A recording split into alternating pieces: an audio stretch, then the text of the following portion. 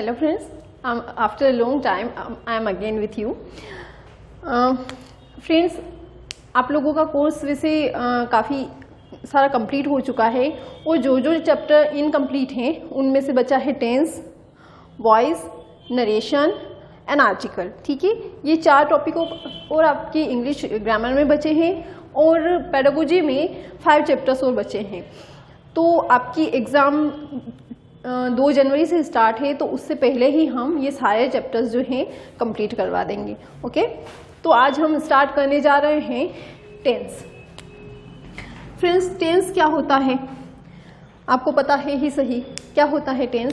Tense बोलते हैं हम टाइम को. ठीक है, टाइम जिसको हिंदी में क्या बोला जाता है? काल. अब टेंस जो है वो कितने टाइप का होता है बताइए. टेंस का यूज़ क्यों किया जाता है? देखिए, टेंस का यूज़ ऑब्वियस सी बात है कि जब हम अभी कुछ काम कर रहे हैं, इन फ्यूचर कुछ काम करेंगे या पास्ट में हमने कुछ भी किया था, उनको हम एक ही सेंटेंस में एक्सप्लेन नहीं कर सकते. मतलब उनको एक ही सेंटेंस में एक्सप्लेन कर सकते हैं, लेकिन टाइम तो अलग अलग बताना पड़ेगा हमें कि हम कर रहे थे तो वो पास्ट में किया था, करेंगे तो इन फ्यूचर में कभी करेंगे.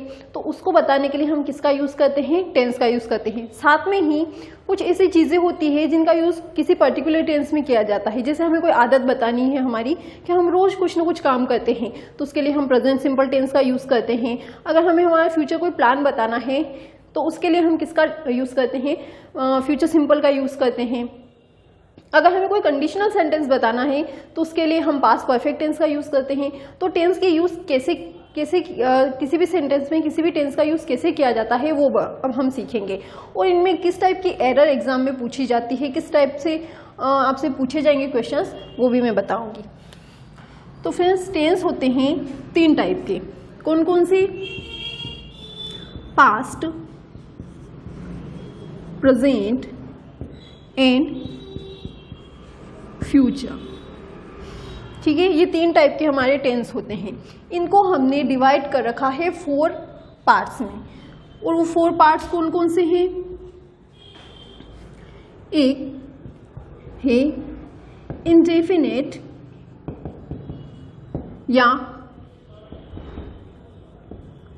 सिंपल. दूसरा है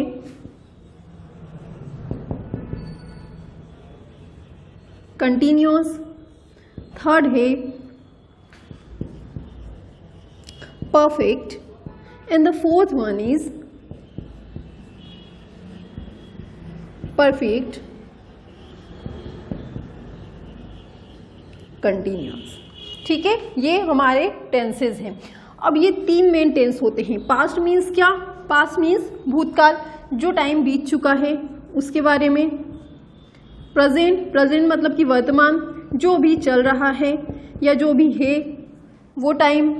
फ्यूचर मीन्स भविष्य, मतलब आने वाले टाइम में जो भी होगा उसकी बात जब हम करेंगे तो हम इस टेंस में करेंगे.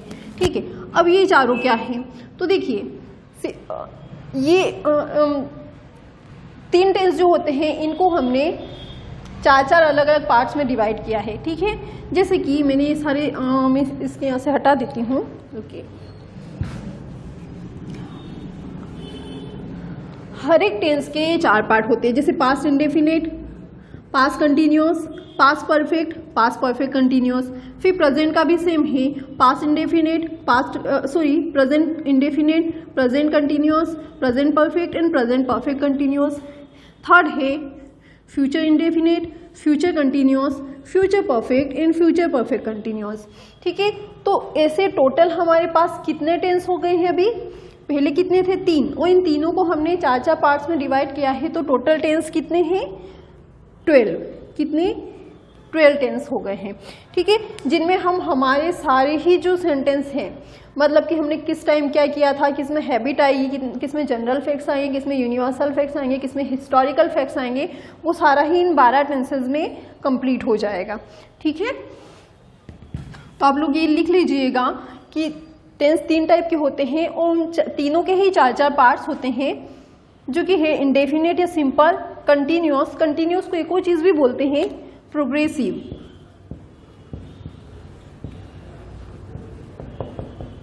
तो कभी ऐसा आ जाए कि पास्ट प्रोग्रेसिव टेंस के बारे में बताइए, ठीक है, या इस सेंटेंस को प्रेजेंट प्रोग्रेसिव टेंस में चेंज कीजिए, तो प्रोग्रेसिव का मतलब वही होता है कंटिन्यूअस।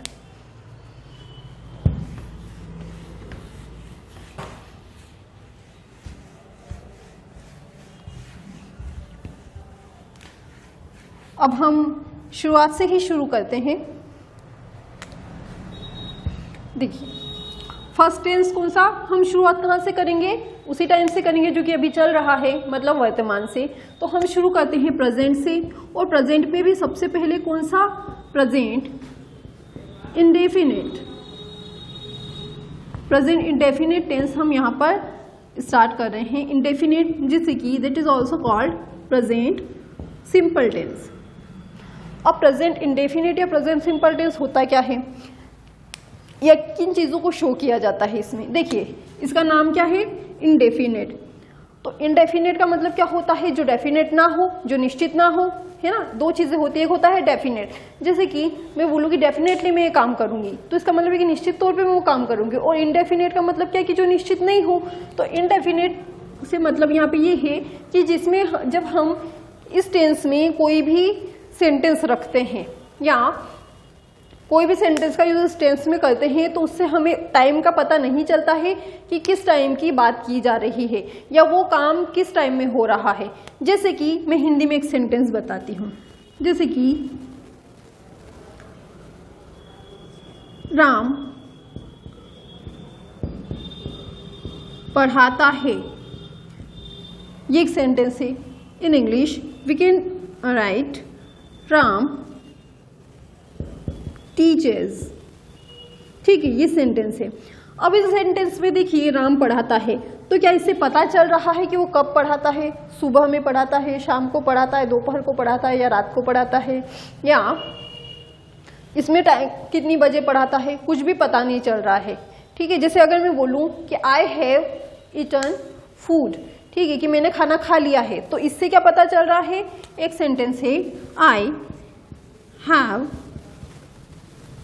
कुक्ड,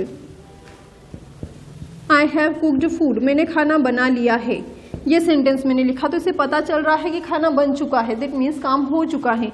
लेकिन क्या पढ़ाता है, इससे पता चल रहा है कि वो काम हुआ या नहीं हुआ, आज उसने पढ़ाया या नहीं पढ़ाया, ठीक है, इससे पता नहीं चल रहा है। तो देखिए इसमें क्या होता है, इंडेफिनिट टेंस में, प्रेजेंट इंडेफिनिट टेंस में टाइम का पता नहीं चलता है कि कौन से टाइम की बात की जा रही है। तो फिर ये शो क्या करता है, प्रेजेंट इंडेफिनिट या प्रेजेंट सिंपल टेंस जो है वो किस चीज़ को शो करता है, वो शो करता है हमारी जो हैबिट होती है, हमारी जो हैबिट होती है या हमारा जो रूटीन होता है, ठीक है, हमारी प्रेजेंट हैबिट। प्रेजेंट हैबिट क्यों लिख रही हूँ मैं, क्योंकि हैबिट तो पास्ट की भी हो सकती है कोई भी, कि हम बचपन में रोज खेलने जाते थे, तो वो हमारी पास्ट हैबिट हुई। तो हमारी जो प्रेजेंट की हैबिट है उसको कौन शो करता है, या हमारा जो प्रेजेंट रूटीन है उसको कौन शो कर, वो इस टाइप के सेंटेंसेस को किस टेंस के थ्रू हम शो करेंगे, प्रेजेंट इंडेफिनिट में। ये हमारी प्रेजेंट हैबिट को बताता है। जैसे कि आई टीच इंग्लिश, मैं इंग्लिश पढ़ाती हूँ, तो ये मेरी हैबिट है, ठीक है, या ये मेरा रूटीन है कि मैं रोज़ इंग्लिश पढ़ाती हूँ, ठीक है। आई टीच इंग्लिश, ये क्या है, ये मेरा रूटीन है। जैसे आप भी दिन भर में जो भी काम करते हो वो आपका रूटीन है, कि मैं सुबह 6 बजे उठता हूँ या 6 बजे उठती हूँ, तो I get up early in the morning at 6 o'clock, ठीक है। उसके बाद मैं नहाता हूँ, तो आई टेक बाथ, ठीक है। उसके बाद मैं नाश्ता करता हूँ, तो आई हैव ब्रेकफास्ट, ठीक है। तो ये सारी चीज़ें क्या है, जितनी भी रूटीन वाली चीज़ें हैं, प्रेजेंट में हम जो भी काम रोज रोज करते हैं, रूटीन का मतलब होता है कि जो काम एक निश्चित टाइम पे किया जाए, निश्चित टाइम। जैसे कि आप हर हफ्ते मंदिर जाते हैं तो वो भी आपका रूटीन है, आप महीने में एक बार कहीं घूमने जाते हैं तो वो आपका रूटीन है, आप 15 डेज में एक बार मूवी देखने जाते हैं तो वो भी आपका रूटीन है। तो जो भी हमारा रूटीन है वो सारा रूटीन हमारा, क्या चाहे किसी भी चीज़ का रूटीन हो, अगर कोई काम रूटीन में हो रहा है तो वो काम किस में आएगा, इस टेंस में आएगा। जैसे कि आई टीच इंग्लिश, मैं इंग्लिश पढ़ाती हूँ, तो हो सकता है मैं एक हफ्ते में एक बार पढ़ाती हूँ, एक महीने में एक बार पढ़ाती हूँ, लेकिन मैं पढ़ाती हूँ, ठीक है। जैसे आई get up early in the morning, ये सेंटेंस है कि मैं सुबह जल्दी उठती हूँ। आई get up early in the morning. तो देखिए यहाँ पे ये क्या है, ये मेरा रूटीन है या मेरी हैबिट है, ठीक है। ये मेरी ये सेंटेंस भी मेरी हैबिट को या मेरी रूटीन को बता रहा है कि मैं रोज़ जल्दी उठती हूँ, है ना। तो ये किस टेंस में लिखा मैंने, प्रेजेंट इंडेफिनिट में। अब दूसरी चीज़ एक तो ये आती है कि जो हैबिट होती है वो इस टेंस में बताई जाती है। दूसरी क्या चीज़, दूसरे जो जनरल फैक्ट्स होते हैं, जनरल फैक्ट्स होते हैं वो किस में बताए जाते हैं, वो भी इस टेंस में लिखे जाते हैं हमेशा। जनरल फैक्ट्स कैसे, जैसे कि जो हम जनरल नॉलेज में जो भी तथ्य हम पढ़ते हैं, जो भी फैक्ट्स हम पढ़ते हैं वो भी इसी टेंस में आते हैं। जैसे कि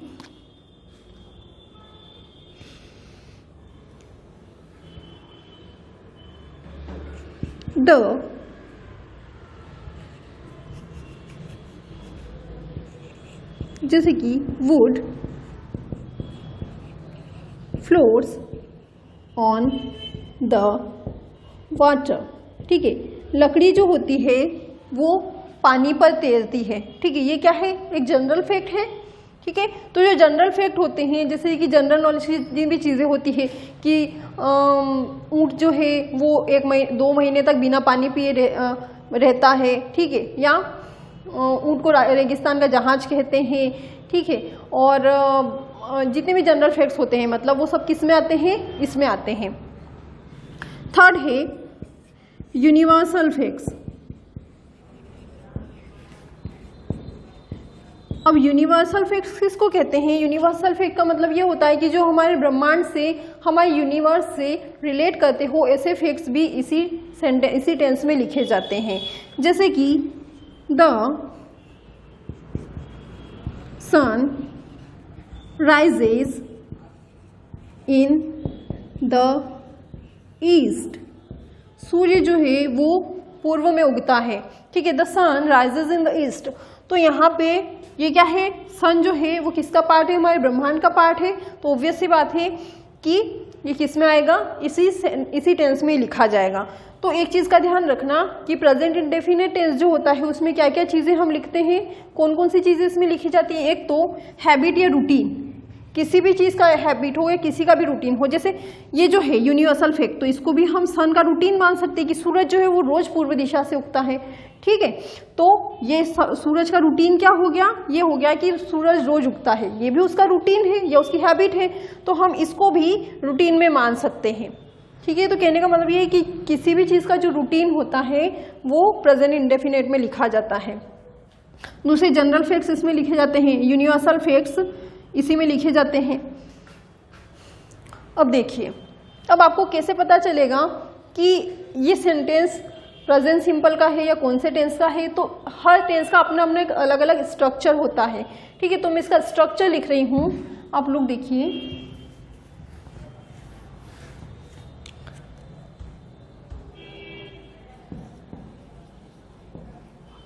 प्रेजेंट इंडेफिनिट, ठीक है।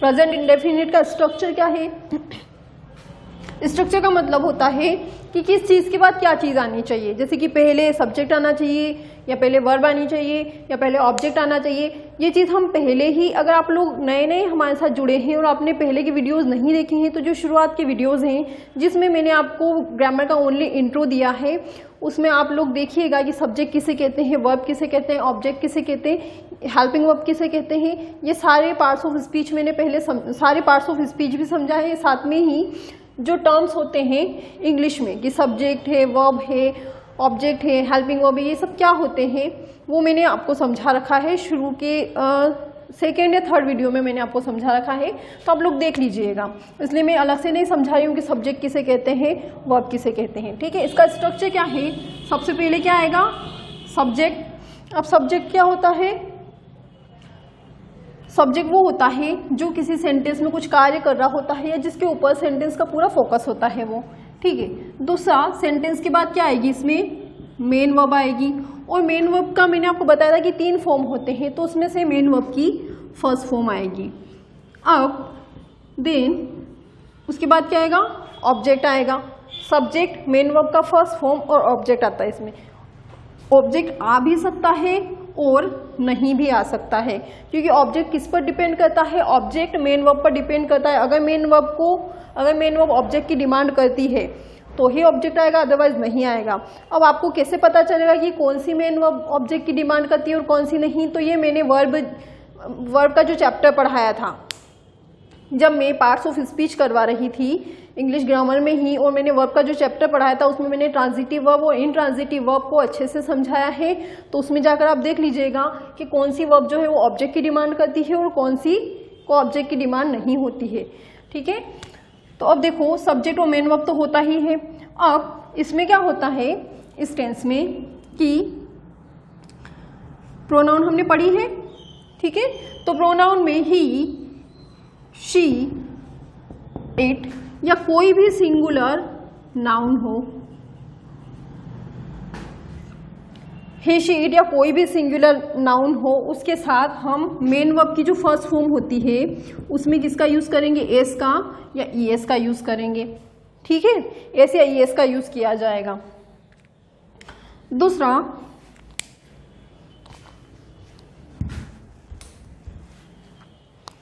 अगर सब्जेक्ट आई, यू, वी, दे या प्लूरल हो, आई, यू, वी, दे या प्लूरल हो, तो हम क्या करेंगे, मेन वर्ब के ओनली मेन वर्ब का फर्स्ट फॉर्म लिखेंगे। इसमें एस या ईएस का यूज नहीं करेंगे। ठीक है, इसको कैसे समझेंगे, यहाँ पर देखिए, आई टीच इंग्लिश, क्या है यहाँ पे आई है। अभी आपको बताया कि अगर आई, यू, वी, दे हो तो यहाँ पर हम क्या करेंगे, या कोई भी प्लूरल सब्जेक्ट है तो यहाँ पे हम मेन वर्ब में एस या ईएस का यूज नहीं करेंगे, सिर्फ मेन वर्ब की फर्स्ट फॉर्म लिखेंगे। ठीक है, यहाँ पर देखो, आई get up early in the morning. अब यहाँ पे भी आई है तो यहाँ पे हमने क्या लिखा, गेट अप। इसमें भी किसी भी एस या ईएस का यूज नहीं किया है, सिर्फ गेट अप लिखा है। ठीक है, अब देखो, आई सब्जेक्ट हो गया, टीच क्या है, कार्य है, मतलब क्रिया है, तो ये वर्ब हो गई, और इंग्लिश क्या हो गया, ऑब्जेक्ट हो गया। ठीक है, अब यहाँ पे देखो, would, a would floats on the water. ठीक है, अब यहाँ पे मैंने लिखा वुड, तो यहाँ पे इसका मतलब क्या होता है, लकड़ी। तो लकड़ी जो होती है, सिंगल की बात हो रही है यहाँ पे, तो मैंने यहाँ पे इसमें फ्लोट में क्या लगाया है, एस का यूज किया है, wood floats on the water. ठीक है, दूसरा आप देखो यहाँ पे, the sun rises in the east. अब सन क्या है, क्या बताया मैंने यहाँ पे कि अगर कोई सब्जेक्ट सिंगुलर हो तो हम उसके साथ क्या करेंगे, वर्ब में एस या ईएस का यूज करेंगे। तो यहाँ पे सन देखो, सन क्या है, यहाँ पे मैं द लगाना भूल गई, देखो, the sun rises in the east. तो यहाँ पे सन जो है वो क्या है, सिंगुलर है। सन क्या है, यहाँ पर सिंगुलर है, अकेला है, अकेले की बात हो रही है। तो जब सिंगुलर सब्जेक्ट हो तो उसके साथ राइज जो है, इसमें हमने किसका यूज किया है, एस का यूज किया है।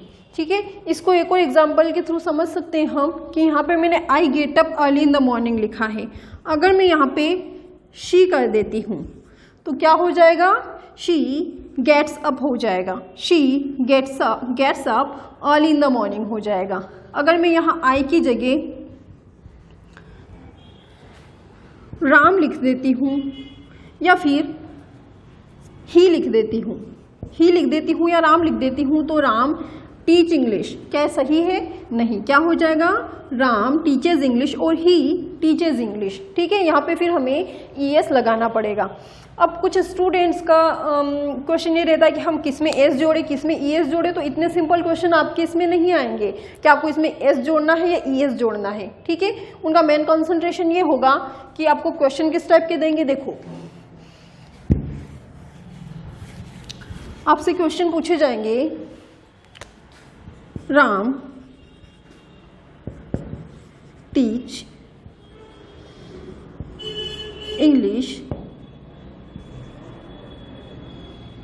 इन JKL स्कूल। ये सेंटेंस दिया, इसमें आपसे पूछ लिया गया कि बताइए इसमें एरर क्या है, राम, टीच, इंग्लिश, इन जैकेल या स्कूल, ठीक है, या फिर नो एरर। ये तो आपको पता होना चाहिए कि राम है, सिंगुलर है, उसके बाद डायरेक्ट क्या आ रही है, मेन वर्ब आ रही है, तो इसमें क्या लगेगा, टीचर्स लगेगा। अब देखिए आप ये सोचेंगे कि हम कैसे पता लगाएं कि ये इसी टेंस का है या किसी और टेंस का। तो एक चीज़ आपको बता दूं कि सिर्फ और सिर्फ प्रेजेंट सिंपल और पास्ट सिंपल ही ऐसे टेंस होते हैं जिसमें हेल्पिंग वर्ब नहीं होती है, बाकी सारे टेंसेस में हेल्पिंग वर्ब होती है। तो आप उन हेल्पिंग वर्ब से पहचान सकते हैं कि ये सिंगुलर है या प्लूरल है। जैसे कि अगर मैं प्रेजेंट कंटिन्यू की बात करूं, तो वहाँ पे हेल्पिंग वर्ब रहती है इज, एम एंड आर। तो हमें पता है कि जो सिंगल होगा उसके साथ इज का यूज़ होगा, जैसे Ram is, Shyam is, he is, she is. Am का यूज़ आई के साथ होता है, ये आपको पता है।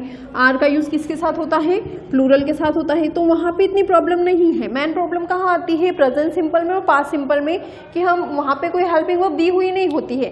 तो हम कैसे उसका यूज़ करें, कैसे मेन वर्ब का यूज़ करें। तो देखिए मेन वर्ब, अगर मेन वर्ब में एस या ई एस लगा हुआ है, दैट मीन्स आपको उसका यूज़ सिंगुलर सब्जेक्ट के साथ करना है।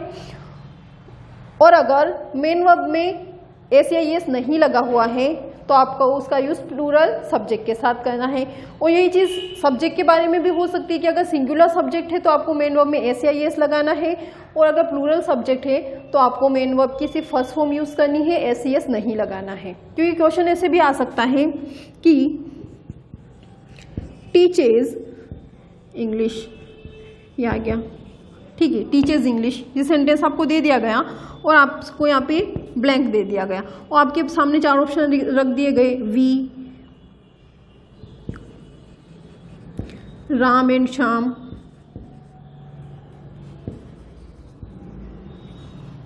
Number 1 we, number 2 Ram and Shyam, number 3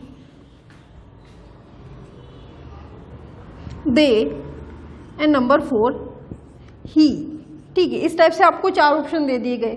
तो आपको, अब आपने देख लिया कि टीच में एस ई एस लगा हुआ है, तो ऑब्वियस सी बात है कि वहाँ पे किसका यूज़ होगा, सिंगुलर सब्जेक्ट का यूज़ होगा। अब वी जो है, वी का मतलब क्या होता है, हम, मतलब मैं और मेरे साथ अगर कोई एक और है तो हम वी का यूज़ करेंगे। ठीक है, तो यहाँ से वी हट गया। राम एंड श्याम, अब राम एंड श्याम तो प्लूरल है ऑलरेडी, क्योंकि राम है उसके साथ श्याम है, तो ये भी हटा देंगे। दे, दे का मतलब क्या होता है, वे, मतलब एक से ज़्यादा लोगों की बात हो रही है, तो ये भी हट गया। और मेन अब क्या बचा है, ही, तो ऑब्वियस सी बात है कि क्या आएगा यहाँ पे, ही टीचर्स इंग्लिश। ठीक है, अगर यहाँ पे राम एंड श्याम की जगह सिर्फ राम होता या सिर्फ श्याम होता तो फिर वो आता। ठीक है, हाँ, अब आपका क्वेश्चन ये हो सकता है कि मान लो राम भी है और ही भी है, तो हम क्या करें, तो दोनों एक साथ नहीं आते हैं। ठीक है, 2 ऐसे ऑप्शन आपके पास एक साथ नहीं आएंगे जो दोनों ही सही हो। अगर ऐसा हुआ तो आपको बोनस मार्क्स मिलते हैं, क्योंकि फिर क्वेश्चन को गलत माना जाता है। ठीक है, इसलिए उसकी टेंशन मत लीजिएगा। अब इसमें एक और चीज़ है कि ऐसे टेंस जिनमें हेल्पिंग वर्ब होती है उनको हम इजीली नेगेटिव बना सकते हैं और इंटेरोगेटिव बना सकते हैं। कैसे, जैसे कि अगर किसी भी टेंस में इज है, am, are, is, am, are जैसे हेल्पिंग वर्ब्स है। ठीक है, इज, एम, आर जैसे हेल्पिंग वर्ब्स है, तो हम क्या करेंगे, is not, am not, are not करके उनको नेगेटिव बना सकते हैं। ठीक है, जैसे कि he is a teacher, he is not a teacher, I am a teacher, I am not a teacher, and they are teachers, they are not teachers. ठीक है, तो हम इनके आर, मतलब हेल्पिंग वर्ब के साथ नॉट का यूज करके किसी भी सेंटेंस को नेगेटिव बना सकते हैं। लेकिन प्रेजेंट इंडेफिनेट और पास्ट इंडेफिनेट में प्रॉब्लम क्या आती है कि इनमें तो हमने हेल्पिंग वर्ब रखी ही नहीं है। ये देखो, सब्जेक्ट है, उसके बाद मेन वर्ब है, उसके बाद ऑब्जेक्ट है, तो हम इन सेंटेंसेस को नेगेटिव कैसे बनाएं। तो उसके लिए एक हेल्पिंग वर्ब हमको लेकर आनी पड़ती है और उस हेल्पिंग वर्ब का नाम है डू। क्या है, डू।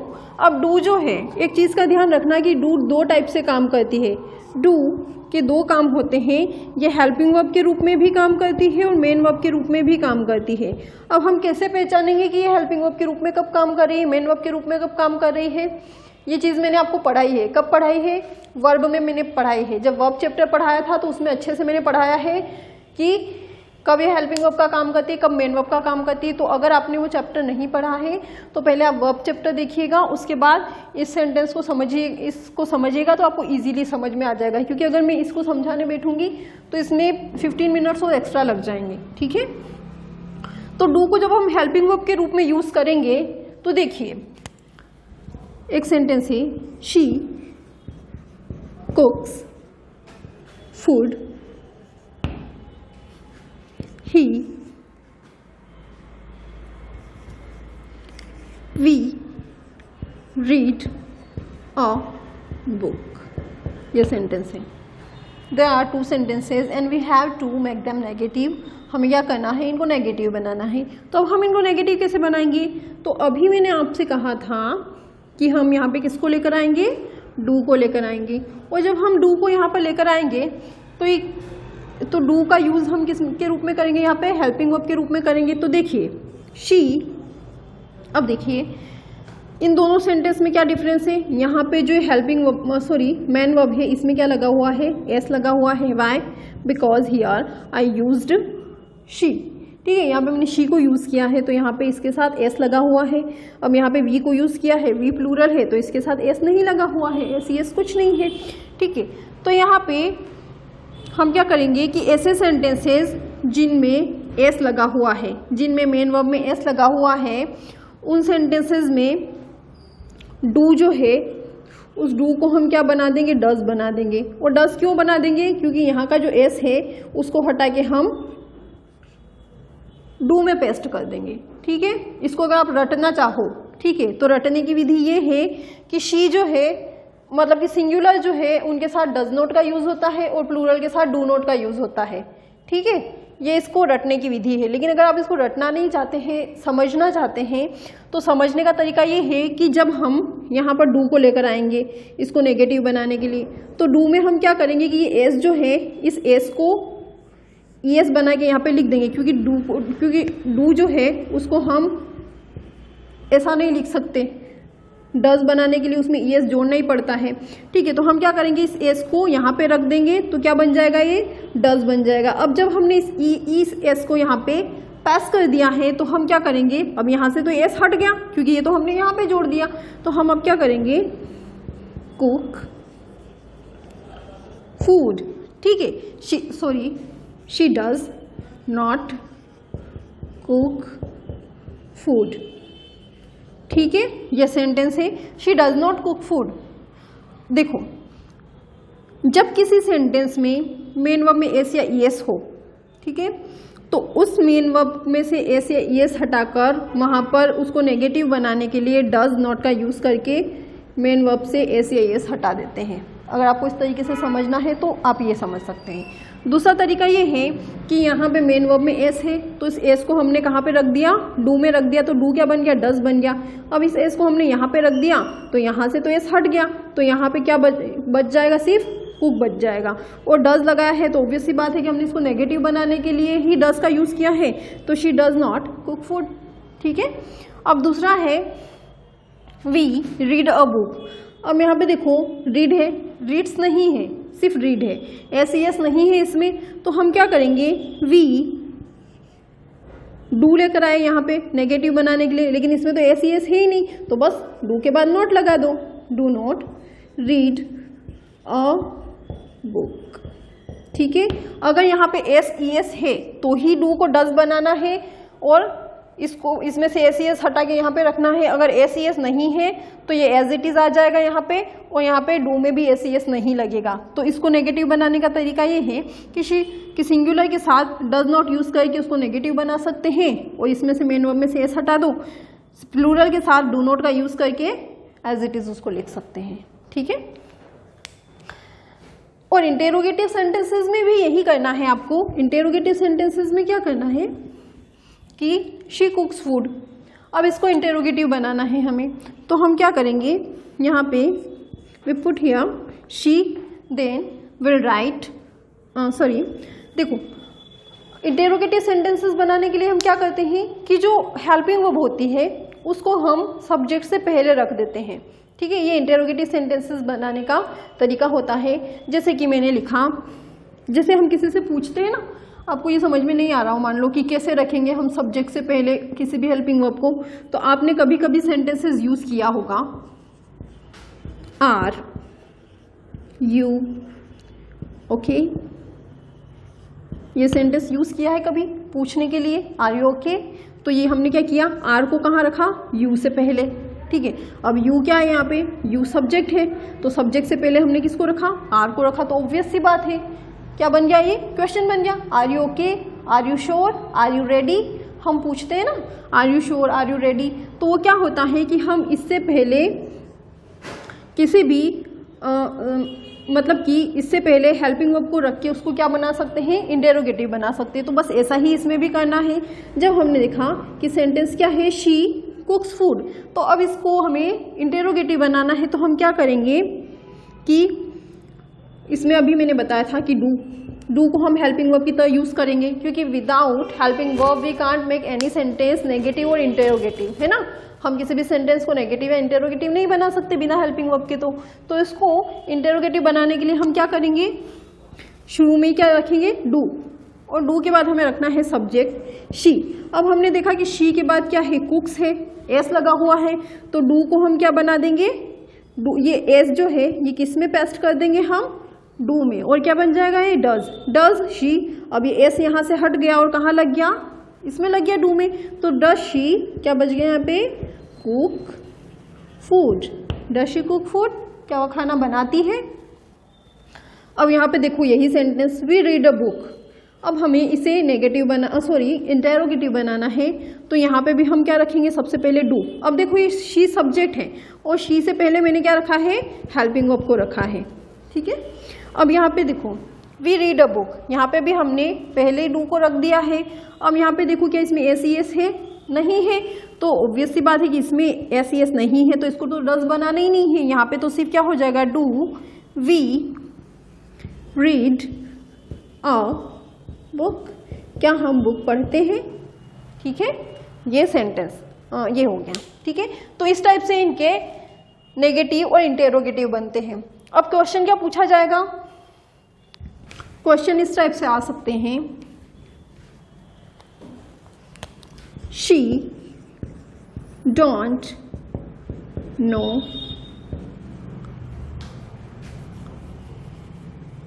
माई नेम, उसे मेरा नाम नहीं पता है। She don't know my name, is this correct, क्या सेंटेंस सही है, नहीं है। क्यों, क्योंकि शी आया है, तो ऑब्वियस सी बात है कि यहाँ पे हमें किसका यूज़ करना है, डज का यूज़ करना है। तो she doesn't know my name, उसे मेरा नाम नहीं पता है, ठीक है। क्या आएगा, डजंट नो आएगा, ठीक है। हाँ, हो सकता है कि आपने कुछ एक सॉन्ग सुने, एक गाना है ना शी डोंट नो, तो वो सॉन्ग में पॉइंट्स में ये लोग कुछ भी कर सकते हैं, लेकिन हम यहाँ पे सॉन्ग या पॉइंट्स तो पढ़ नहीं रहे हैं। हम क्या पढ़ रहे हैं, हम पढ़ रहे हैं ग्रामर, और ग्रामेटिकली शी डोंट नो नहीं होता है, शी डजंट नो होता है, ठीक है।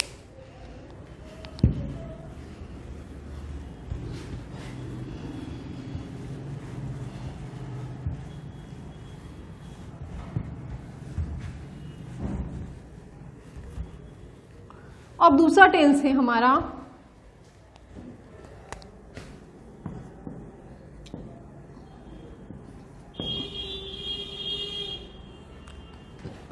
पास्ट इंडेफिनिट या पास्ट सिंपल टेंस। ये भी सेम तो क्या मतलब कि इसमें भी कुछ एक चीज़ें इसमें और प्रेजेंट सिंपल में सिमिलरिटी ये होती है कि प्रेजेंट में प्रेजेंट की हमारी अभी की जो आदतें हैं, अभी की जो हैबिट है, अभी का जो रूटीन है वो बताया जाता है, और पास्ट सिंपल में हमारी पास्ट में जो भी आदतें रही थी या जो भी हमारा रूटीन था वो कहाँ बताया जाता है, पास्ट में बताया जाता है। चलिए मैं पहले इसका स्ट्रक्चर लिख देती हूँ। इसका स्ट्रक्चर है सब्जेक्ट, मेन वर्ब की second form, then object. Object is not compulsory here, किसी भी सेंटेंस में ऑब्जेक्ट कंपल्सरी नहीं होता है। ऑब्जेक्ट किसके ऊपर बेस्ड होता है, object is based on the verb, main verb, ठीक है। अगर वो उसको ऑब्जेक्ट की डिमांड है तो ही ऑब्जेक्ट आएगा, अदरवाइज नहीं आएगा। अगर आपको ये चीज़ मैं देखिए बार बार बोल रही हूँ और फिर भी आपको समझ में नहीं आ रहा है तो आप मैंने जो चैप्टर पढ़ा रखा है पार्ट्स ऑफ स्पीच में वर्ब पढ़ा रखा है, मैंने वर्ब में समझा रखा है कि ट्रांजिटिव वर्ब किसे कहते हैं, इंट्रांजिटिव वर्ब किसे कहते हैं, उनके एग्जाम्पल लिखवा रखे हैं, तो आप वहाँ पर जाकर देख सकते हैं। ठीक है, अब देखिए, हाँ, इसमें सबसे पहले सब्जेक्ट आएगा, फिर मेन वर्ब की सेकेंड फॉर्म एंड ऑब्जेक्ट आएगा। अब एक चीज़ का ध्यान रखना कि मेन वर्ब की सेकेंड फॉर्म का यूज सिर्फ और सिर्फ पास्ट सिंपल टेंस में ही होता है। जितने भी टेंसेस होते हैं उन सब में से सिर्फ और सिर्फ पास्ट सिंपल टेंस में ही मेन वर्ब की सेकेंड फॉर्म का यूज होता है।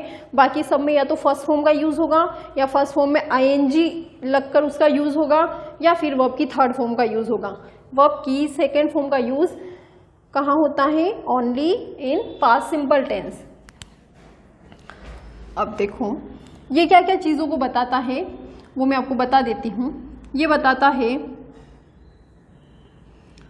जो हमारी पास्ट हैबिट या पास्ट जो भी हमारा रूटीन रहा हो उस वो जो सेंटेंस है वो इसमें लिखे जाते हैं। जो हिस्टोरिकल फैक्ट है, हिस्टोरिकल फैक्ट्स जो हैं, जो ऐतिहासिक तथ्य जिन्हें हम बोलते हैं, वो भी इसी टेंस में लिखे जाते हैं। पास्ट हैबिट या पास्ट रूटीन कैसे? जैसे आई वेंट टू टेम्पल,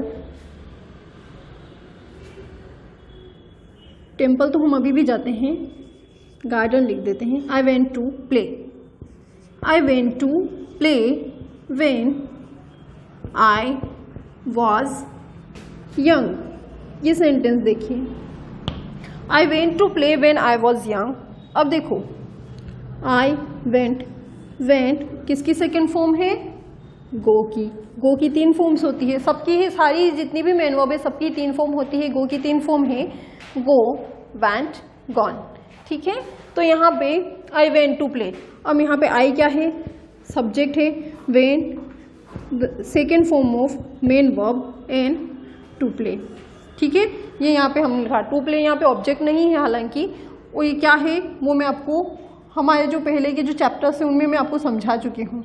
तो ये आप मुझे कमेंट करके बताइएगा कि यहाँ पे टू प्ले जो है वो किसका काम कर रहा है। ठीक है, यहाँ पे टू प्ले ऑब्जेक्ट नहीं है। ठीक है, तो क्या है? तो देखो I went to play when I was young, ये सेंटेंस तो पूरा ही अलग आ गया क्योंकि ये वेन से जुड़ा हुआ है। वेन क्या है यहाँ पर, किसका काम कर रही है? वेन इन दोनों सेंटेंसेस को जोड़ने का काम कर रहा है। ठीक है, और वेन इन दोनों सेंटेंसेस को जोड़ने का काम क्यों कर रहा है और कैसे कर रहा है वो मैं आपको प्रीवियस चैप्टर में समझा चुकी हूँ। ठीक है, अब देखिए I went to play when I was young, तो इसमें हमने क्या लिखा? आई वेंट टू प्ले, जब मैं छोटी थी। यंग का मतलब यहाँ पे छोटे से है। जब मैं छोटी थी तो मैं खेलने जाया करती थी या मैं खेला करती थी। ठीक है, ये सेंटेंस है। तो ये क्या बता रहा है? मेरी पास्ट की जो हैबिट है या मेरा पास्ट का जो भी रूटीन था उसको बता रहा है। ठीक है, जैसे कि कुछ भी हो कि जब मेरी मम्मा छोटी थी तो डांस किया करती थी या डांस सिखाया करती थी। ठीक है, कि जैसे I taught dance when I was young, है ना, कि जब मैं छोटी थी। या एक और सेंटेंस लिखती हूँ मैं, चलो हिस्टोरिकल फैक्ट बाद में देखते हैं। I taught dance 2 years ago, ये सेंटेंस है। तो इसमें देखिए आई टॉट डांस, मैं डांस सिखाया करती थी। कब? 2 साल पहले। तो ये बात कब की हो रही है? मेरे पास्ट रूटीन की हो रही है कि मैं पहले सिखाती थी अब नहीं सिखाती हूँ। ठीक है, हालांकि मैं नहीं सिखाती थी कभी भी, एक सेंटेंस लिखा है बस। ठीक है, तो I taught dance 2 years ago, तो ये क्या बताता है? पास्ट हैबिट या हमारे पास्ट रूटीन को शो करने के लिए हम इस टेंस का यूज करते हैं। दूसरा मैंने क्या लिखा था? Historical fact.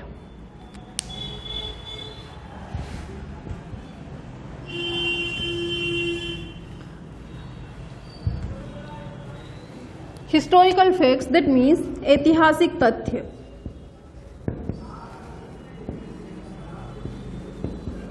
Historical facts that means ऐतिहासिक तथ्य। तो ऐतिहासिक तथ्य कौन कौन से? जो भी इतिहास में जो भी घटनाएं घटी वो सारी कहाँ, इस टेंस में लिखी जाती है। ठीक है, मतलब उनके जो सेंटेंसेस है हमेशा आपको सेकेंड फॉर्म, वर्ब की सेकेंड फॉर्म में ही मिलेंगे। ठीक है, जैसे कि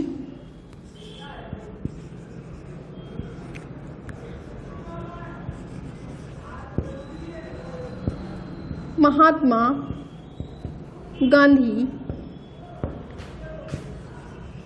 fought for the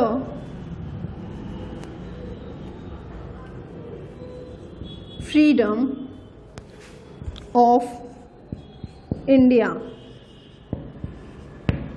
Mahatma Gandhi fought for the freedom of India. तो महात्मा गांधी किस चीज़ के लिए लड़े, इंडिया की फ्रीडम के लिए लड़े। तो ये कौन सा तथ्य हो गया, ऐतिहासिक तथ्य हो गया, इतिहास से जो रिलेट करना है।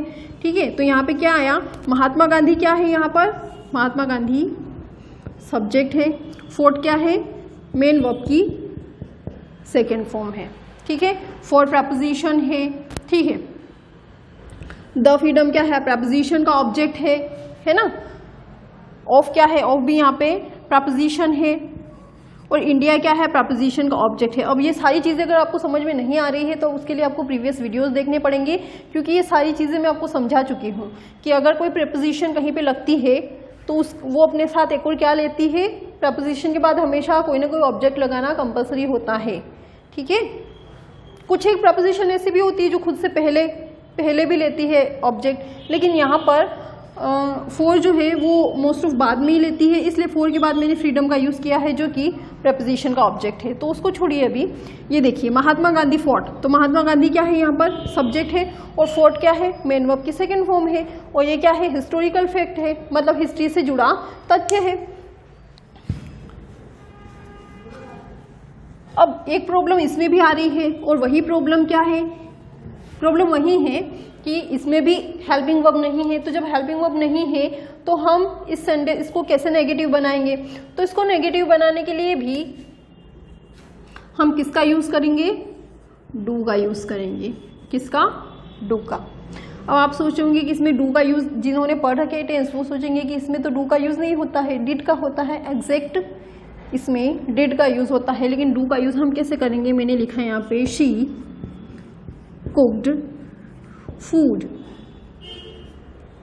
हाँ, एक चीज मैं आपको बताना भूल गई कि जितने भी सब्जेक्ट होते हैं इस टेंस में, जितने भी सब्जेक्ट होते हैं, he she it I you we they, चाहे सिंगुलर हो चाहे प्लूरल हो, सबके ही साथ मेन वर्ब की सेकेंड फॉर्म का ही यूज होता है। ठीक है, जैसे अभी हमने प्रेजेंट सिंपल में पढ़ा था कि सिंगुलर के साथ मेन वर्ब में एस लगता है, प्लूरल के साथ नहीं लगता है, वैसा इसमें कुछ नहीं है, सबके ही साथ मेन वर्ब की सेकेंड फॉर्म का यूज होता है। ठीक है, तो she cooked food, Ram we played cricket. ये सेंटेंस देखिए, अब हमें इनको क्या करना है, नेगेटिव बनाना है, तो मैंने यहाँ पे लिखा शी। अब यहाँ पे देखो ये मेन वर्ब की कौन सी फॉर्म है, मेन वर्ब की सेकेंड फॉर्म है, तो हम इस सेकेंड फॉर्म को क्या करेंगे, इस सेकेंड फॉर्म को कहाँ भेज देंगे, डू में। मतलब डू जो है यहाँ पे फर्स्ट फॉर्म में है, तो हम डू को सेकेंड फॉर्म में चेंज कर देंगे। ठीक है, तो जब डू सेकेंड फॉर्म में आ जाएगा तो डू का क्या हो जाएगा, डिड। ठीक है, डू की तीन फॉर्म होती है, do, did, done. When it is used as a main verb it has three forms, do, did and done. ठीक है, जब इसको मेन वर्ब के रूप में यूज किया जाता है तो उसकी तीन फॉर्म होती है, जैसे हम बोलते हैं ना I have done the work, तो डन क्या है, डू का ही मेन वर्ब है। ठीक है, डू का ही थर्ड फॉर्म है मतलब। ठीक है, तो इसका सेकेंड फॉर्म क्या है, डिड है, तो हम क्या करेंगे, डिड को हमने यहाँ पे रख दिया। अब जब ये इसकी जो सेकेंड फॉर्म है उसको हमने डू में ट्रांसफर कर दिया, तो यहाँ पे क्या बच गया, फर्स्ट फॉर्म बच गया। तो डिड के बाद हमने लगाया नॉट और कुक फूड। अगर इसको आप रटना चाहते हैं तो आप ये याद रख लीजिए कि पास्ट इंडेफिनिट टेंस जो होता है उसमें किसी भी सेंटेंस को नेगेटिव बनाने के लिए डिड नॉट का यूज़ किया जाता है, और इंटेरोगेटिव बनाने के लिए डिड को सब्जेक्ट के पहले रखा जाता है, और डिड नॉट का यूज़ करने के साथ ही वर्ब की जो सेकेंड फॉर्म होती है उसको फर्स्ट फॉर्म में चेंज कर दिया जाता है। ठीक है, अगर आप इस चीज़ को ऐसे नहीं ध्यान रख सकते और इसको रटकर ध्यान रखना चाहते हैं तो ऐसे ध्यान रख सकते हैं आप, जो मैंने अभी बोला है। एंड देखिए हमने क्या किया, यहाँ पे शी के बाद मेन वर्ब की सेकेंड फॉर्म है, तो इस सेकेंड फॉर्म को हमने कहाँ ट्रांसफर कर दिया, डू में, तो डू क्या बन गया, डिड बन गया। अब यहाँ पे क्या बच गई, मेन वर्ब की फर्स्ट फॉर्म बच गई, तो हमने फर्स्ट फॉर्म लिख दी, ठीक है। अब वी प्लेड क्रिकेट, यहाँ पे हमने लिखा वी, अब यहाँ पे भी प्लेड है वर्ब की सेकेंड फॉर्म, तो ऑब्वियस सी बात है कि यहाँ पे डू लेकर आए, अब डू को हमने सेकेंड फॉर्म में चेंज कर दिया, तो वी डिड नॉट, ये सेकेंड फॉर्म को यहाँ पे ट्रांसफर कर दिया, तो यहाँ पे क्या बच गया, फर्स्ट फॉर्म बच गया, तो we did not play cricket. Okay, अब इसको इंटेरोगेटिव कैसे बनाएंगे, वही तरीका है, that we have to put helping verb before the subject, ठीक है। सब्जेक्ट से पहले हम हेल्पिंग वर्ब का यूज करेंगे, तो हेल्पिंग वर्ब तो हमारी क्या है, वही सेंटेंसेस में फिर से लिख रही हूँ, she cooked food, and the second sentence is we played cricket. ये सेंटेंसेस हैं, she cooked food and we played cricket. तो देखिए अब इनको इंटेरोगेटिव बनाना है, तो हम क्या करेंगे, यहाँ पे हम डू लेकर आए, अब डू को, अब यहाँ पे क्या है, मेन वर्ब की सेकेंड फॉर्म है, तो मेन वर्ब की सेकेंड फॉर्म को हमने डू में ट्रांसफर कर दिया, तो ये क्या बन गया, डिड बन गया। डिड शी कुक, कुक क्यों लिखा, क्योंकि सेकेंड फॉर्म तो हमने डू में कर दी है, तो ये डिड बन गया। डिड शी कुक फूड, क्या उसने खाना बनाया। नेक्स्ट है वी प्लेड क्रिकेट, हम क्रिकेट खेलते थे या हमने क्रिकेट खेला, तो उसके लिए क्या करेंगे, यहाँ पर भी वही करेंगे, वही प्रोसेस रहेगी। डिड क्यों लिखा, क्योंकि यहाँ पे सेकेंड फॉर्म है, तो डिड के बाद वी, उसके बाद सेकेंड फॉर्म को हमने यहाँ पे ट्रांसफर कर दिया, तो यहाँ पे क्या बच गया, play, did we play cricket. Okay, तो ये हमारे सेंटेंसेस हो गए नेगेटिव और इंटेरोगेटिव, ठीक है। हाँ, अब एक चीज़ और जो बहुत ही ज़्यादा इम्पोर्टेंट है, अपनी कॉपी में आप लोग लिख लीजिएगा कि प्रेजेंट टेंस मतलब प्रेजेंट इंडेफिनेट और पास्ट इंडेफिनेट, ठीक है। मैं यहाँ से हटा देती हूँ इसको।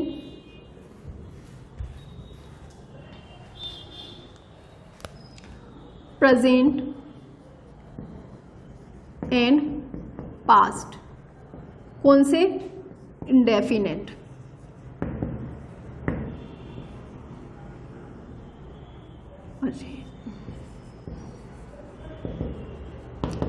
Present indefinite and past indefinite दोनों ही किस चीज़ को बता रहे हैं, हैबिट को बता रहे हैं या रूटीन को बता रहे हैं। तो क्या कुछ ऐसे शब्द होते हैं जिससे हमें पता चल जाए कि ये सेंटेंस में किसी हैबिट या रूटीन को बताया गया है। ऑफ कोर्स होते हैं कुछ ऐसे शब्द, और उन शब्दों का यूज़ भी किया जाता है सेंटेंसेस में, और उनसे रिलेटेड क्वेश्चन उनसे रिलेटेड ही पूछे जाते हैं। कैसे, जैसे कि वो शब्द कौन कौन से हैं,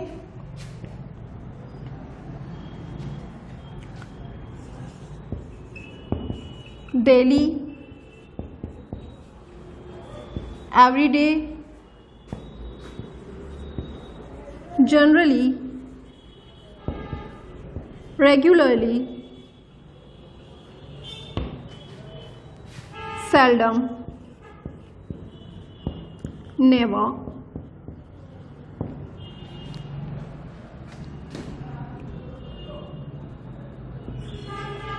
hardly, scarcely,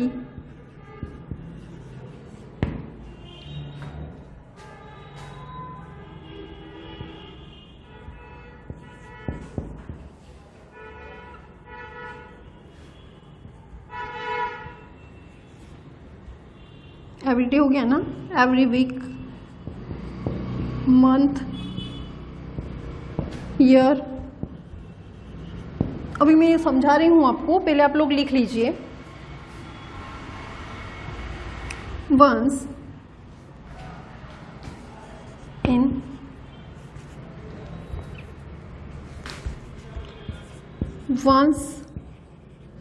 इन अ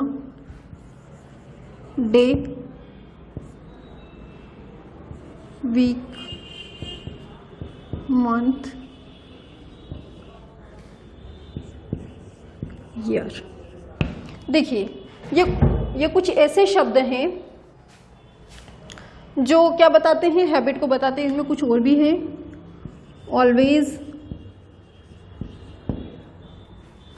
यूजुअली, ठीक है। ये ऐसे शब्द हैं जो किसको बताते हैं, हैबिट को बताते हैं। हैबिट को कैसे बताते हैं, जैसे कि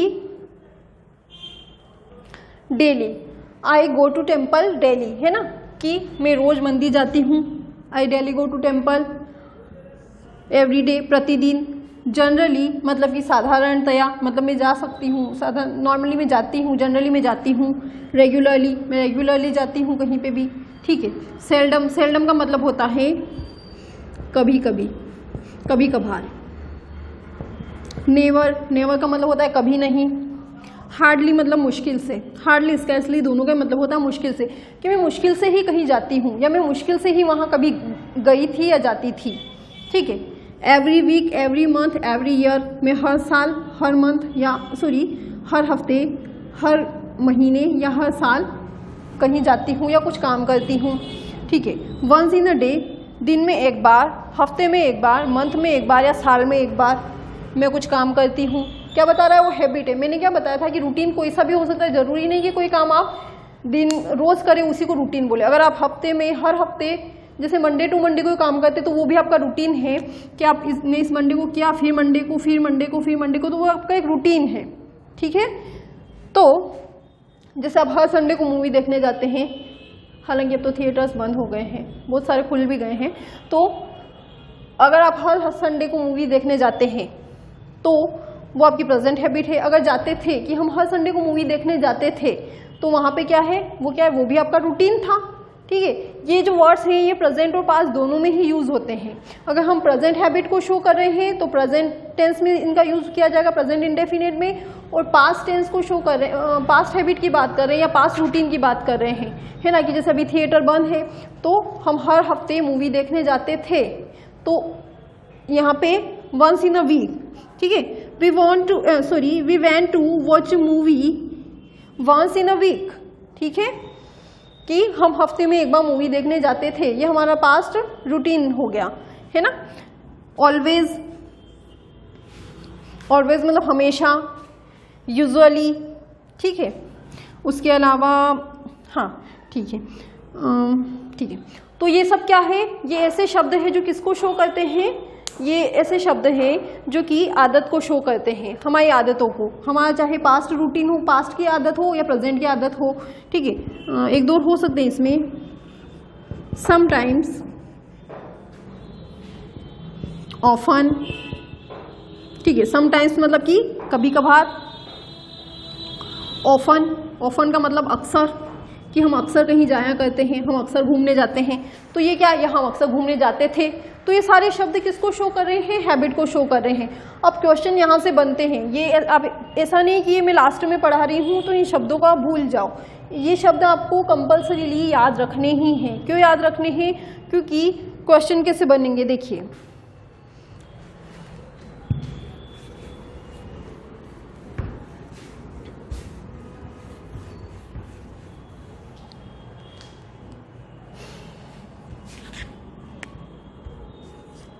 She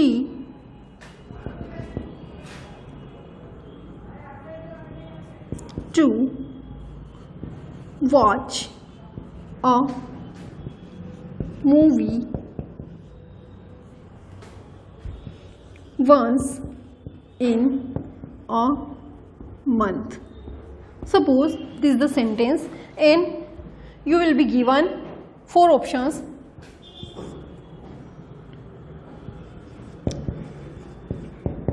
Is going,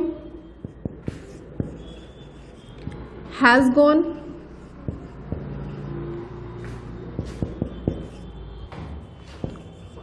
was going,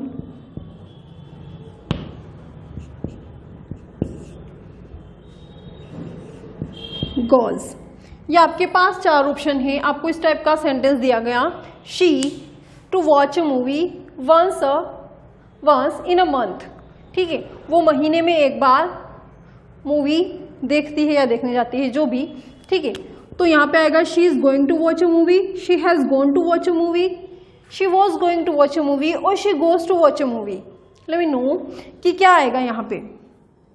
देखिए यहाँ पे आपको नहीं समझ में आ रहा है कि क्या आएगा। अगर यहाँ पे ये नहीं होता, वंस इन अ मंथ नहीं होता, ठीक है, तो ये चारों ही सही है। अगर वंस इन अ मंथ नहीं होता तो चारों ही हम इनमें से किसी का भी यूज़ कर लेते, चारों ही सही होते। लेकिन यहाँ पे आपको एक्स्ट्रा कुछ दे रखा है और कुछ दे रखा है तो एरर वहीं से शुरू होगी, ठीक है, क्योंकि वो शब्द ऐसा है कि हम चारों का यूज़ नहीं कर सकते हैं, वहाँ पे किसी एक का ही यूज़ कर सकते हैं। तो देखो इस गोइंग का यूज़ तो नहीं होगा क्योंकि वंस इन अ मंथ एक रूटीन बता रहा है, ठीक है, और हमने पढ़ा है कि रूटीन किस में आता है, रूटीन आता है प्रेजेंट सिंपल में या पास्ट सिंपल में। तो इज गोइंग तो नहीं आएगा क्योंकि इज गोइंग तो क्या है, कोई काम जो अभी चल रहा है उसके बारे में बताता है। हैज़ गोन का मतलब होता है कि कोई काम अब जो अभी अभी कंप्लीट हुआ है, कि वो जा चुकी है। तो अगर वो जा चुकी है तो वंस इन अ मंथ कैसे होगा कि वो मंथ में एक बार मूवी देखने जा चुकी है, ऐसा तो नहीं होता है क्योंकि वो शब्द जो है वो तो क्या बता रहा है, वो ग्रुप ऑफ वर्ड्स जो है वो तो रूटीन को बताता है। तीसरा है वॉज गोइंग पास्ट कंटिन्यू का है तो कंटिन्यू टेंस में तो हम उसका यूज़ कर ही नहीं सकते। तो यहाँ पे क्या आएगा, गोज आएगा।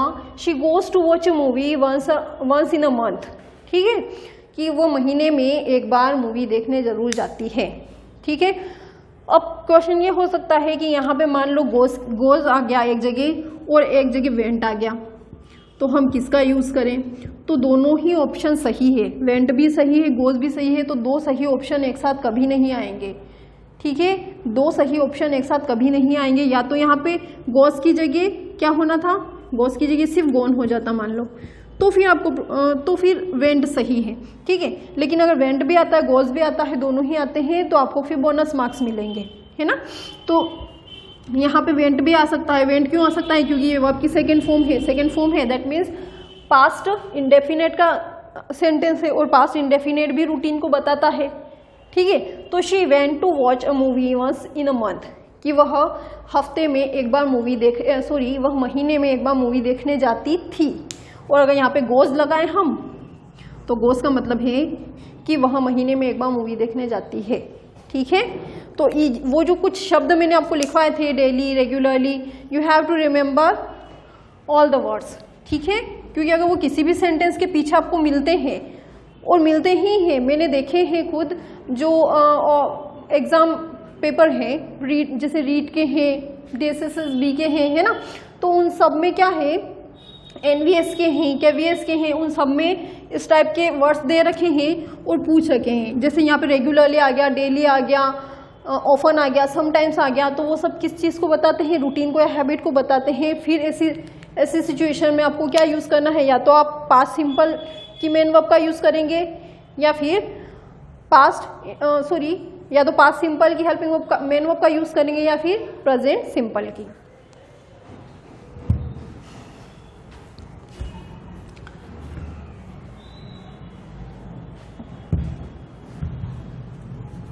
मैं आपको पास्ट इंडेफिनेट पढ़ा रही थी ना, पास्ट इंडेफिनेट में एक चीज़ आप लिख लीजिए, पास्ट इंडेफिनेट में कि कुछ शब्द ऐसे होते हैं जो सिर्फ पास्ट इंडेफिनेट में यूज़ किए जाते हैं। कुछ शब्द ऐसे होते हैं जो सिर्फ पास्ट इंडेफिनेट में यूज़ किए जाते हैं। वो शब्द कौन कौन से हैं, सिर्फ पास्ट इंडेफिनेट में, प्रेजेंट में नहीं। अभी इससे पहले जो शब्द मैंने लिखवाए थे वो प्रेजेंट और पास्ट दोनों में होते हैं, प्रेजेंट इंडेफिनेट में भी और पास्ट इंडेफिनेट में भी। जबकि अभी जो मैं आपको लिखवा रही हूँ वो सिर्फ पास्ट इंडेफिनेट में यूज होते हैं। एगो, yesterday, last month, week, night, ठीक है, last month, last week, last night.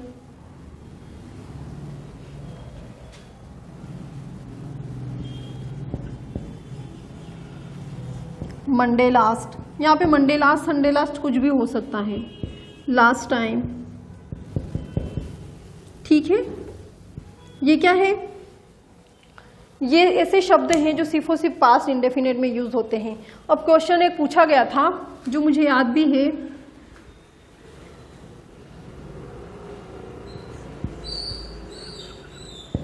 Hari his friend Amit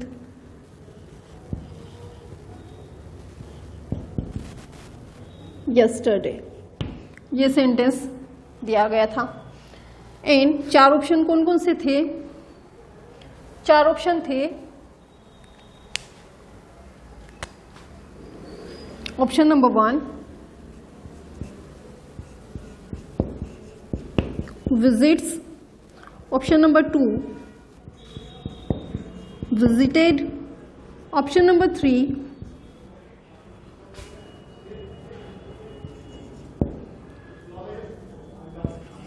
was visiting, and option number 4 had visited। ये 4 ऑप्शन दिए गए थे। लेट मी नो कि क्या आएगा। Hari visits his friend yesterday, Hari visited his friend Amit yesterday, Hari was visiting his friend Amit yesterday, या Hari had visited his friend Amit yesterday. बताइए। देखिए यहाँ पे क्या आएगा, विजिट्स। विजिट्स जो है वो क्यों नहीं आ सकता, उसका रीज़न ये है कि मैंने अभी बताया है कि ये शब्द जो हैं ये सिर्फ और सिर्फ कहाँ यूज़ होते हैं, पास्ट इंडेफिनेट में। और पास्ट इंडेफिनेट का मतलब क्या है, वर्ब की सेकंड फॉर्म। ठीक है, जहाँ पे आपको वर्ब की सेकंड फॉर्म दिख जाए वहाँ पे आपको किसका यूज़ करना है, मतलब कि जहाँ पे आपको वर्ब की सेकंड फॉर्म दिख जाए और ये शब्द, अगर आपको ये शब्द दिखते हैं, ठीक है, अगर ये शब्द आपको दिखते हैं तो आप, और वर्ब की सेकंड फॉर्म आपको ऑप्शन में दिख जाती है तो आपको उसी का यूज़ करना है। तो विजिट्स तो आएगा नहीं क्योंकि ये तो वर्ब की फर्स्ट फॉर्म है, प्रेजेंट इंडेफिनिट का है, तो ये हट गया। दूसरा, चलो इसको देखते हैं अभी। वॉज विजिटिंग, क्या वॉज विजिटिंग आ सकता है? नहीं आ सकता। क्यों नहीं आ सकता? क्योंकि मैंने नहीं पढ़ाया है। नहीं, इसका रीज़न ये नहीं है कि मैंने नहीं पढ़ाया है। देखिए ये क्या है, ये कंटिन्यू में जा रहा है, ठीक है, कि वो उससे मिल रहा था, तो वॉज विजिटिंग गलत है। ठीक है, जब हम आगे इसको पढ़ेंगे तो आपको समझ में आ जाएगा। लेकिन आपको भी क्या ध्यान रखना है, हैड विजिटेड भी नहीं हो सकता है, क्योंकि हैड विजिटेड जो है, हैड और वर्ब की थर्ड फॉर्म जो है वो हमेशा कंडीशनल सेंटेंसेस में आती है। हमेशा तो नहीं, लेकिन जनरली कंडीशनल सेंटेंसेस में ही आती है। ठीक है, कि मेरे आने से पहले वह जा चुका था, उसके आने से पहले मैंने खाना खा लिया था, ये काम होने से पहले वो काम हो गया था। वहाँ पे हेड के साथ वर्ब की थर्ड फॉर्म का यूज़ किया जाता है, जिसको हम कहाँ पढ़ेंगे, कंडीशनल सेंटेंसेस में पढ़ेंगे। कंडीशनल सेंटेंसेस भी इसी में आता है, इसी में इंक्लूडेड टेंस में ही। तो देखिए अब यहाँ पे क्या आएगा, वर्ब का सेकेंड फॉर्म आएगा। क्यों आएगा? क्योंकि यहाँ पे यस्टरडे है। ठीक है, और ये क्वेश्चन पूछा हुआ है एग्जाम में, मुझे ध्यान नहीं मैंने कौन से क्वेश्चन पेपर में देखा था। आप किसी टीचर मतलब कि टीचरशिप की वैकेंसी थी और वहीं पर मैंने उसी किसी शायद रीट में, एनवीएस में, केवीएस में या किसी एक क्वेश्चन पेपर में मैंने क्वेश्चन देखा था। तो यहाँ पे क्या आएगा, विजिटेड आएगा। अब एक चीज़ का ध्यान रखना कि अगर यहाँ पे यस्टरडे नहीं होता तो फिर ये चारों ही सही होते। ठीक है, लेकिन यहाँ पे उन्होंने यस्टरडे किस चीज़ के लिए दिया है, स्टूडेंट को कंफ्यूज करने के लिए, कि स्टूडेंट कंफ्यूज हो जाए कि क्या आना चाहिए यहाँ पे। तो जहाँ पर भी आप ये शब्द देखते हैं, ठीक है, एगो का मतलब क्या होता है, पहले। जैसे कि I visited my friend 2 years एगो, मैं 2 साल पहले अपने फ्रेंड से मिली थी या उसके घर गई थी। ठीक है, I met my friend last night, है ना, कि मैं अपनी फ्रेंड से कल रात ही मिली थी। ठीक है, इस टाइप से जब हमें, या फिर लास्ट मंथ मिली थी, लास्ट वीक मिली थी, लास्ट नाइट मिली थी, कुछ भी आपको बोलना हो, मतलब इस टाइप के अगर सेंटेंस आते हैं, इस टाइप के वर्ड्स आते हैं सेंटेंस के लास्ट में, तो आपको बिना सोचे समझे वर्ब की सेकेंड फॉर्म का यूज़ करना है। ठीक है,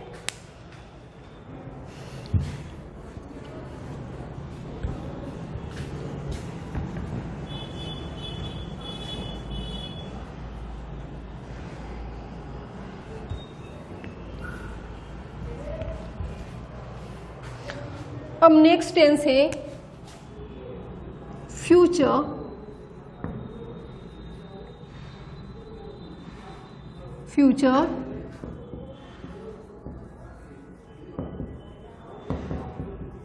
इंडेफिनेट। फ्यूचर इंडेफिनेट टेंस में क्या होता है कि हमारे जो भी फ्यूचर में हम जो भी करने वाले हैं या जो भी करेंगे उसको शो किया जाता है, उसको बताया जाता है। ठीक है, जैसे कि इसका स्ट्रक्चर लिख देती हूं मैं, सब्जेक्ट विल या शैल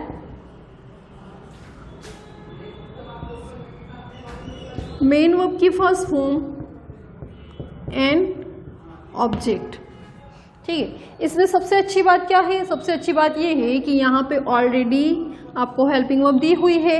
सो if you want to make them negative you can use not after this helping verbs.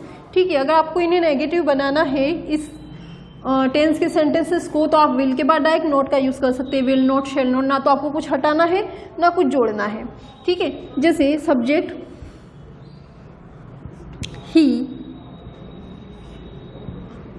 Will go to market, she will read a book. अब देखो यहाँ पे ही और शी क्या है? सब्जेक्ट है। विल क्या है? हेल्पिंग वर्ब है। यहाँ पे ऑलरेडी हेल्पिंग वर्ब दी हुई है, इसलिए आपको परेशान ही नहीं होना है यहाँ पे कि हम क्या जोड़ें क्या हटाएं। ठीक है, मेन वर्ब की फर्स्ट फॉर्म। ठीक है, टू मार्केट यहाँ पे ऑब्जेक्ट का काम तो नहीं कर रहा है। ठीक है, लेकिन अ बुक जरूर यहाँ पे ऑब्जेक्ट का काम कर रही है। She will read a book. ठीक है, ये क्या है? ऑब्जेक्ट है। देखिए, अगर जरूरी नहीं है कि यहाँ पे ऑब्जेक्ट है, या ऑब्जेक्ट की बजाय कुछ और भी आ सकता है। एडजेक्टिव आ सकता है, एडवर्ब आ सकता है। ये चीज़ें मैं आपको पहले पढ़ा चुकी हूँ, जो हमारे पहले के जो वीडियो थे, इनिशियल वीडियो, उनमें ये चीज़ें मैं आपको पढ़ा चुकी हूँ। ठीक है, she will read a book, तो ये क्या है? मेन वर्ब की फर्स्ट फॉर्म है। ठीक है, अब इन्हें नेगेटिव बनाना है तो हम क्या करेंगे? He will not, he will not go to market. इसमें कुछ भी चेंज नहीं करना है कि गो में एस जोड़ना है, एस हटाना है, फर्स्ट फॉर्म सेकंड फॉर्म कुछ नहीं करना है। He will not go to market, she will not read a book, वह मार्केट नहीं जाएगा, वह किताब नहीं पढ़ेगी। ठीक है, इसमें फ्यूचर की बात बताई जाती है कि हम ये करेंगे, वो करेंगे, यहाँ जाएंगे, वहाँ जाएंगे, ये खाएंगे, वो पिएंगे। जितने भी हमारे फ्यूचर प्लान्स होते हैं या फ्यूचर में हम जो भी करने वाले होते हैं वो इसमें हम बताते हैं। ठीक है, हाँ, अब इसको इंटेरोगेटिव कैसे बनाएं? इंटेरोगेटिव बनाने के लिए वही, कुछ नहीं करना है। हेल्पिंग वर्ब है, जहाँ पे हेल्पिंग वर्ब होती है वहाँ पे हमें इतनी टेंशन लेने की ज़रूरत होती ही नहीं है, क्योंकि सारा काम कौन संभाल लेती है? Helping verb. तो क्या करेंगे हम? हेल्पिंग वर्ब क्या थी इसकी? विल थी, तो विल को हम शुरू में ले आएंगे। Will she go to market. ऐसा मत कर देना कि फिर आपने गोस कर दिया, कभी कभी ऐसे भी दिए जाती है एरर कि will she goes to market, है ना, तो ये गलत होता है। एस ई एस का यूज सिर्फ और सिर्फ प्रेजेंट सिंपल में होता है, जहाँ पे डू डस का यूज होता है। ठीक है, तो will she go to market and question mark. और क्या था यहाँ पे? ही था शायद, ही कर लीजिएगा, डजंट मैटर। ऐसा नहीं है कि मैंने शी को ही बना दिया। ठीक है, ही को शी बना दिया, वो मैं भूल गई कि क्या लिखा था मैंने। अब यहाँ पे क्या था? रीड अ बुक, है ना, तो यहाँ पे भी will she read a book, क्या वह किताब पढ़ेगी? पहले क्या था? She will read a book, वह किताब पढ़ेगी। अब हमने क्वेश्चन बना दिया कि क्या वह किताब पढ़ेगी, है ना। अब देखिए इसको, हाँ, अब इसमें यह है कि शेल का यूज़ कहाँ किया जाएगा, विल का यूज़ कहाँ किया जाएगा। वैसे मॉडर्न ग्रामर जो है उसमें हर जगह विल का ही यूज़ किया जाता है, विल का भी नहीं, विल का जो अब्रीविएशन होता है, या हम बोल सकते हैं जो शॉर्ट फॉर्म होता है, जैसे कि ये आई शेल, है ना, जैसे आई गो टू मार्केट। तो यहाँ पे पता ही नहीं चल रहा है कि मैंने विल लिखा है या शेल लिखा है, दोनों का ही कॉम्बो है ये। ठीक है, तो इसका यूज़ किया जाता है। लेकिन अगर हम जो हमारी ट्रेडिशनल ग्रामर है उसमें देखें तो उसमें आई और वी के साथ किसका यूज़ किया जाता है? शेल का यूज़ किया जाता है। और बाकी जितने भी हैं रिमेनिंग का मतलब क्या?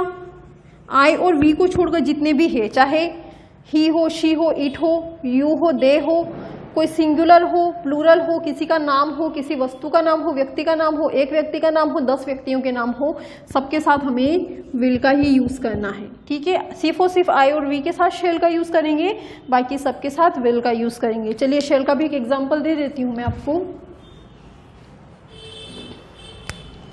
आई शेल टीच यू, मैं आपको पढ़ाऊंगी। ठीक है, आई क्या है यहाँ पे? Subject, shall, helping verb, teach main verb, और यू ऑब्जेक्ट हैं, ठीक है।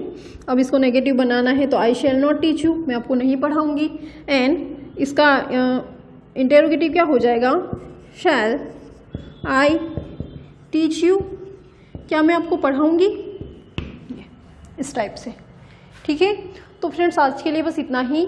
कल हम टेंस के बाकी पार्ट्स देखेंगे और हम कोशिश करेंगे कि 2 तारीख से पहले जल्दी से जल्दी आपका ग्रामर प्लस पेडागोजी दोनों ही कंप्लीट हो जाए। पेडागोजी में अभी हमको कुछ प्रॉब्लम आ रही है, प्रॉब्लम तो कुछ नहीं है एक्चुअल में, मेरे पास फैकल्टी नहीं है टाइपिंग के लिए, तो उसके लिए जैसे फैकल्टी अवेलेबल होती है मैं पेडागोजी के सारे चैप्टर्स शुरू कर दूंगी एक के बाद एक, ठीक है। फिर हम कंटिन्यूसली पेडागोजी ही पढ़ेंगे क्योंकि 5 चैप्टर है तो 5 डेज में कंप्लीट हो जाएंगे, ठीक है। तो उसकी आप टेंशन मत लीजिएगा और तब तक इस चीज़ को आप एक बार देखकर अपने नोट्स बना लीजिए और पुराने जितने भी चैप्टर्स हैं चाहे वो पेडागोजी के हो चाहे ग्रामर के हो उनको एक बार रिवाइज कर लीजिए, क्योंकि बहुत सारी चीज़ें ऐसी हैं जो आप भूल चुके होंगे, ठीक है। जैसे अभी मैं बीच बीच में आपको बता भी रही थी कि आप उसमें देखना ट्रांजिटिव वर्ब क्या होती है, इंट्रांजिटिव क्या होती है, तो ये सारी चीज़ें आप पुराने जितने भी वीडियोज़ हैं एक बार उनको रिवाइज कर लीजिए तो आपका रिविजन भी हो जाएगा और आपको बस सिर्फ और सिर्फ नई चीज़ें ही पढ़ने को रहेगी, ठीक है। Okay, thank you so much.